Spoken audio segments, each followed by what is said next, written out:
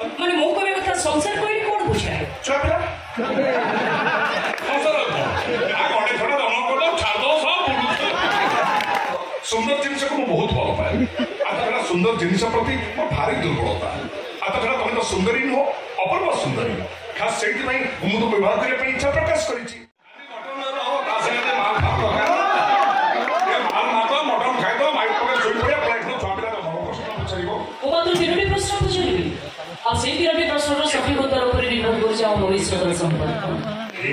ଅତି ସାଧାରଣ କଥା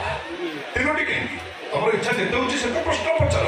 ତମ ପ୍ରଶ୍ନର ସବୁ ଉତ୍ତର ଦେବାର ଶକ୍ତି ଏହି ଶାନ୍ତ ସାମନ୍ତରାୟ ପାଖରେ ଅଛି ପଚାର ଠିକ ଅଛି ମୋର ପ୍ରଥମ ପ୍ରଶ୍ନ ବିବାହ କରାଯାଏ କାହିଁକି ଏଇଟା କଣ ଗୋଟେ ପ୍ରଶ୍ନ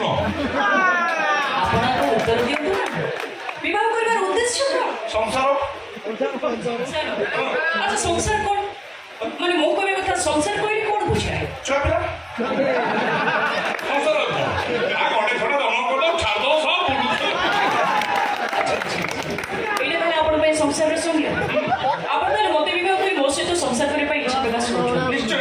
ମୋ ପରେ ଏମିତି କି ବିଶ୍ୱାସ ଅଛି ଯେ ଆପଣ ଅନ୍ୟ କାହାକୁ ବିବାହ ନ କରି ମତେ ବିବାହ କରି ମୋ ସହିତ ସଂସାର କରିବା ପାଇଁ ଇଚ୍ଛା ପ୍ରକାଶ କରୁଛନ୍ତି ଏଇଟା ଗୋଟେ ପ୍ରଶ୍ନ କଲ ମନକୁ ପାଇଲା ଜାଣିଥିବା କଥା ବିଶେଷତା କଣ ଅଛି ଦେଖ ସୁନ୍ଦର ଜିନିଷକୁ ମୁଁ ବହୁତ ଭଲ ପାଏ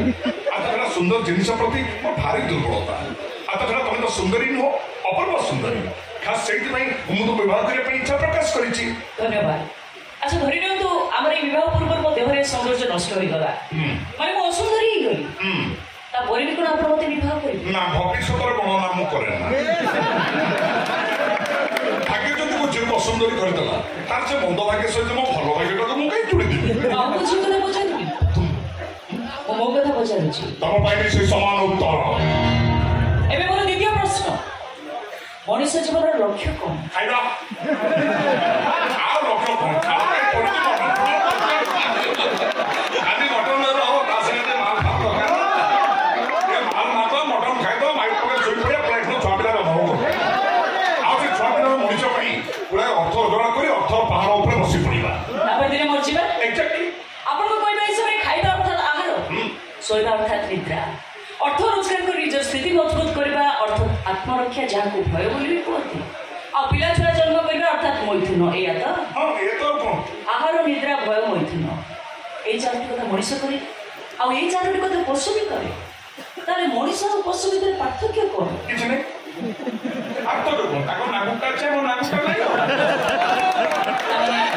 ଆପଣଙ୍କର ଯଦି ଲାଭ ଥାନ୍ତା ଆପଣ ବି କଣ ପଶୁ ବୋଲି କୁହାଯାଇଥାନ୍ତା କହୁଥିଲା ଆପଣ ମଣିଷ ଏବେ ମୋର ତୃତୀୟ ପ୍ରଶ୍ନ ଏ ସଂସାରରେ ବା ଏ ସୃଷ୍ଟିରେ ସବୁଠାରୁ ଶ୍ରେଷ୍ଠ ମିଠା କଣ ବାସ୍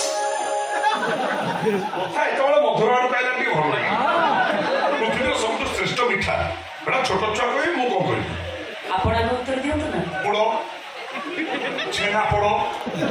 ଛେନା ଝିଲି ରସଗୋଲା ବୁନ୍ଦି ମିଠା ଅନେକ ପ୍ରକାରର ଅଛି ଆମ ବାହାଘର ସରିଯାଉ ଏ ପୃଥିବୀରେ ଯୋଉଠି ସବୁ ଭଲ ଭଲ ମିଠା ଅଛି ମୁଁ ତମ ପାଇଁ ଖୁଆଇବି ହେଲା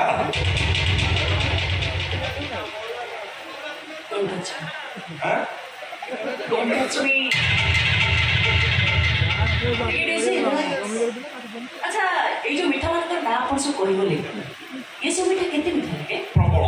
প্রবল মানে ମୁଁ ଦେଖୁଛି ମିଠା ପ୍ରତି ତମେ ଭାରି ଦୁର୍ବଳ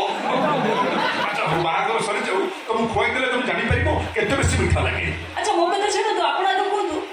ଆପଣ କେତେ ମିଠା ଖାଇପାରିବେ ମୁଁ କିଣା ଭାବୁ ତଣ୍ଟି ଯାଏ ଖାଇବି ଆଚ୍ଛା ତଣ୍ଟି ଯାଏ ଆପଣ ଖାଇପାରିବେ ତାପରେ ଯଦି ଆପଣ କିଏ ମିଠା ଖାଇବାକୁ ଦିଏ ତାହେଲେ ଆପଣ କେମିତି ଲାଗିବ ତାପରେ ସେଟା ବିଷଭଳିଆ ଲାଗିବ ଯୋଉ ମିଠା ସମୟ ଆସିଲେ ବିଷରେ ପରିଣତ ହେଇଯାଉଛି ସେଇ ମିଠା ଇଏ ସୃଷ୍ଟିର ଶ୍ରେଷ୍ଠ ମିଠା ହବ କେମିତି ତାପରେ କଣ ବାବା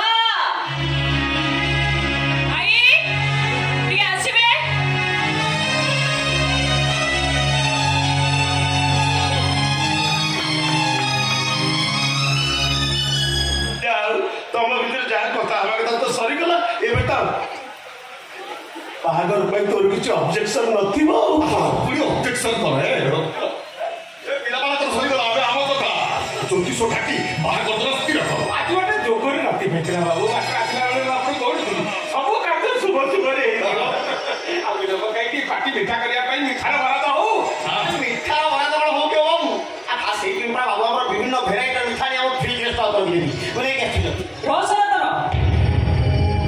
ଆଗ ମୋ କଥା କହିସାରି ତାପରେ ଯଦି ମିଠାର ଆବଶ୍ୟକ ହେଲା ତୁ ଯାଇ ଆଣିବୁ। ଆରେ କଣ ତୋର ମତ? ଏ ବାହାଘର ହେଇପାରିବନି ଭାଇ। ସେ ଲୋକଟା ଭାଇ କି ଅସୁବିଧା କଣ ହେଲା? ଆପଣଙ୍କ ପୁଅ